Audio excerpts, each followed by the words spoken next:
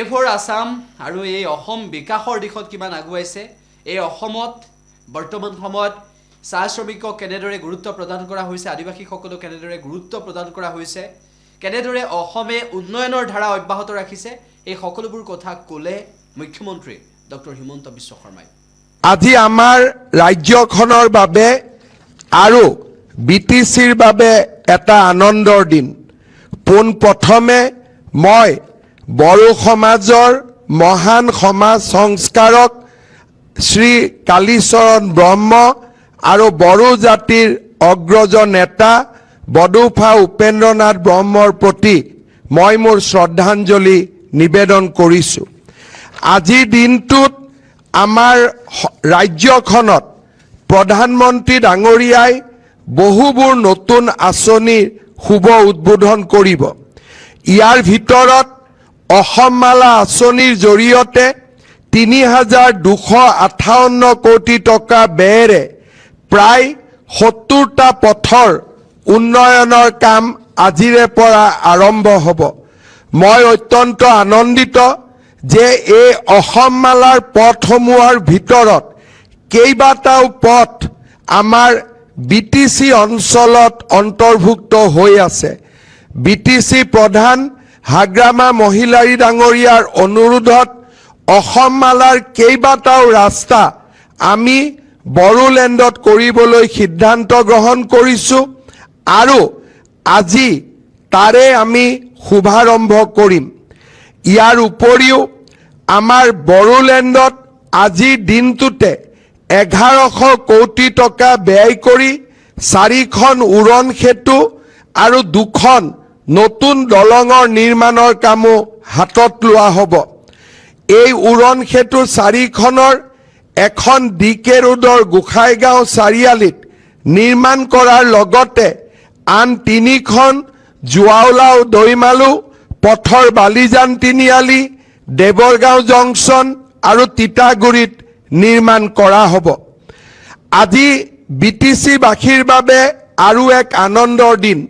প্ৰধানমন্ত্ৰী নৰেন্দ্ৰ মোদী ডাঙৰীয়াৰ নেতৃত্বত বিটিচিৰ শান্তি চুক্তি স্বাক্ষৰিত হৈছিল আৰু সেই চুক্তিত প্ৰধানমন্ত্ৰী ডাঙৰীয়াই বড়োলেণ্ডৰ আৰ্থ সামাজিক বিকাশৰ বাবে কেইবাটাও নতুন কাম হাতত লোৱাৰ প্ৰতিশ্ৰুতি দিছিল আজি বিটিচি প্ৰশাসনে দিয়া ভূমিৰ ওপৰত বাঁশবাৰীত ৰেলৱে মন্ত্ৰালয়ে ৱাগন পিৰিয়ডিক অভাৰহলিং ৱৰ্কশ্বপ প্ৰায় ২৫৬ কোটি টকা ব্যয়েৰে নিৰ্মাণ কৰিব ইয়াৰ উপৰিও প্ৰধানমন্ত্ৰী ডাঙৰীয়াৰ নেতৃত্বত আজি কোকৰাঝাৰ ৰেল ষ্টেচনক সংযোজিত কৰি কামাখ্যা আৰু চৰলাপল্লীৰ মাজত অমৃত ভাৰত এক্সপ্ৰেছৰ শুভাৰম্ভণি হ'ব গুৱাহাটী নিউ জলপাইগুৰি এক্সপ্ৰেছ আৰম্ভ হ'ব আৰু নাৰেংগী আগৰতলা এক্সপ্ৰেছৰ কামো আজিৰ পৰা নাৰেংগী আৰু আগৰতলা এক্সপ্ৰেছও চলিবলৈ আৰম্ভ কৰিব প্ৰধানমন্ত্ৰী ডাঙৰীয়াই আজিৰ সভাতেই তেখেতৰ কৰকমলেৰে এই আটাইবোৰ আঁচনিৰ শুভাৰম্ভ কৰিব শ্ৰদ্ধাৰ ৰাইজ হাগ্ৰামা মহিলাৰী ডাঙৰীয়াই উল্লেখ কৰাৰ দৰে খুব কম দিনৰ ভিতৰতে আমি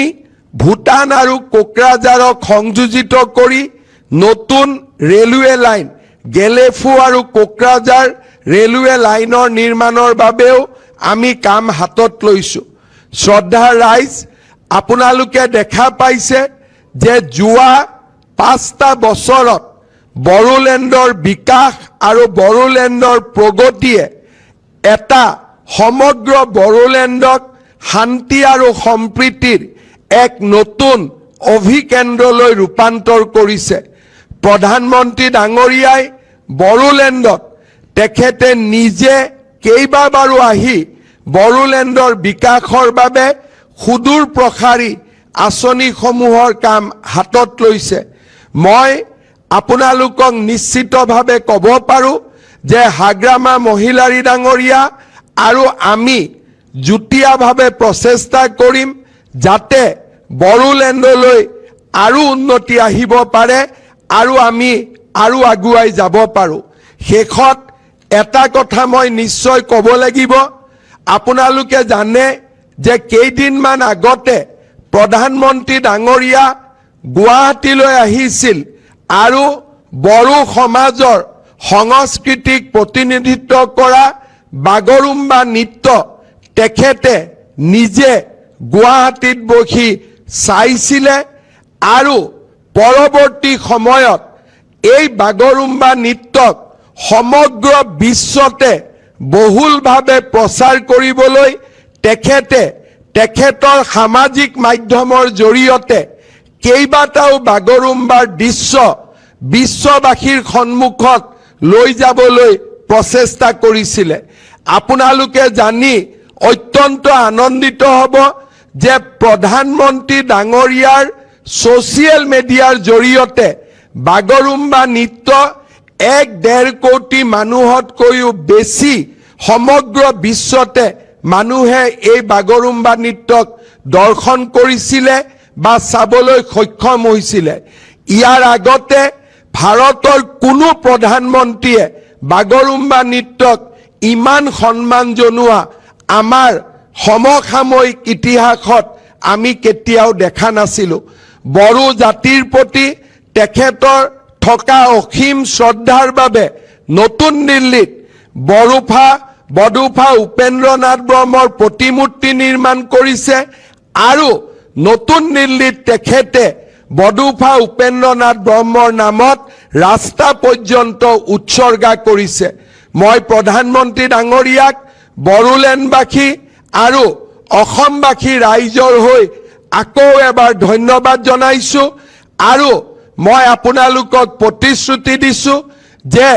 আমাৰ BTC প্ৰধান হাগ্ৰামা মহিলাৰী ডাঙৰীয়া আৰু মই দুইজনে একেলগে কাম কৰি বড়োলেণ্ডৰ সৰ্বাংগীন বিকাশৰ বাবে প্ৰধানমন্ত্ৰী ডাঙৰীয়াৰ নেতৃত্বত আমি কাম কৰি যাম। যিকোনো খবৰৰ বাবে যোগাযোগ কৰক আমাৰ এই নম্বৰত 9181 307 2221।